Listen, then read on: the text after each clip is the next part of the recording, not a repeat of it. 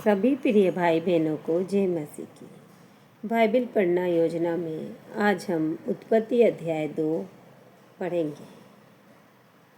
यूं आकाश और पृथ्वी और उनकी सारी सेना का बनाना समाप्त हो गया और परमेश्वर ने अपना काम जिसे वह करता था 7वें दिन समाप्त किया और उसने अपने किए हुए सारे काम से 7वें दिन विश्राम किया।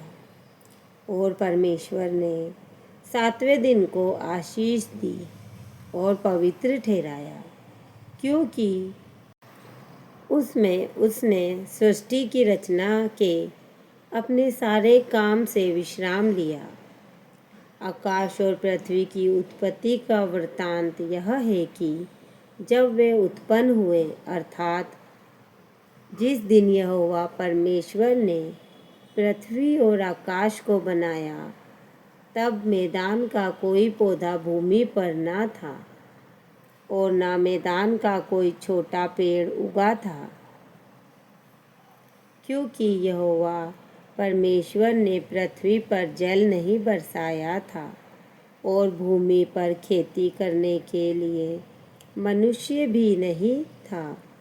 तो भी कोहरा पृथ्वी से उठता था, जिससे सारी भूमि सींच जाती थी।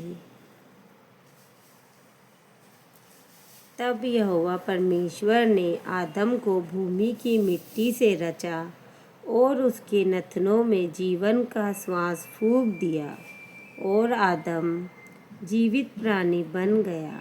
और यहोवा परमेश्वर ने पूर्व की ओर अदन में एक वाटिका लगाई और वहाँ आदम को, जिसे उसने रचा था, रख दिया। और यहोवा परमेश्वर ने भूमि से सब जाति के वृक्ष जो देखने में मनोहर और जिनके फल खाने में अच्छे हैं उगाए, और वाटिका के बीच में जीवन के वृक्ष को और भले या बुरे के ज्ञान के वृक्ष को भी लगाया। उस वाटिका को सींचने के लिए एक महानदी अदन से निकली और वहाँ से आगे बहकर 4 धाराओं में बट गई। पहली धारा का नाम पिसोन है। यह वही है जो हवीला नाम के सारे देश को, जहाँ सोना मिलता है, घेरे हुए है। उस देश का सोना चोखा होता है। वहाँ मोती और सुलेमानी पत्थर भी मिलते हैं। दूसरी नदी का नाम गीहोन है। यह वही है जो कुश के सारे देश को घेरे हुए है।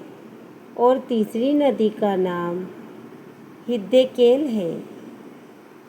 यह वही है जो असूर के पूर्व की ओर बहती है। और चौथी नदी का नाम फरात है। तब यहोवा परमेश्वर ने आदम को लेकर अदन की वाटिका में रख दिया कि वह उसमें काम करे और उसकी रक्षा करे। और यहोवा परमेश्वर ने आदम को यह आज्ञा दी कि तू वाटिका के सब वृक्षों का फल बिना खटके खा सकता है, पर भले या बुरे के ज्ञान का जो वृक्ष है उसका फल तू कभी ना खाना, क्योंकि जिस दिन तू उसका फल खाएगा उसी दिन अवश्य मर जाएगा। फिर यहोवा परमेश्वर ने कहा, आदम का अकेला रहना अच्छा नहीं। मैं उसके लिए एक ऐसा सहायक बनाऊंगा जो उससे मेल खाए। और यहोवा परमेश्वर भूमि में से सब जाति के बनेले पशुओं और आकाश के सब भांति के पक्षियों को रचकर आदम के पास ले आया कि देखे कि वह उनका क्या क्या नाम रखता है। और जिस जिस जीवित प्राणी का जो जो नाम आदम ने रखा, वही उसका नाम हो गया। अतः आदम ने सब जाति के घरेलू पशुओं और आकाश के पक्षियों और सब जाति के बेनेले पशुओं के नाम रखे, परंतु आदम के लिए कोई ऐसा सहायक ना मिला जो उससे मेल खा सके। तब यहोवा परमेश्वर ने आदम को भारी नींद में डाल दिया, और जब वह सो गया तब उसने उसकी एक पसली निकाल कर उसकी जगह मांस भर दिया। और यहोवा परमेश्वर ने उस पसली को जो उसने आदम में से निकाली थी स्त्री बना दिया, और उसको आदम के पास ले आया।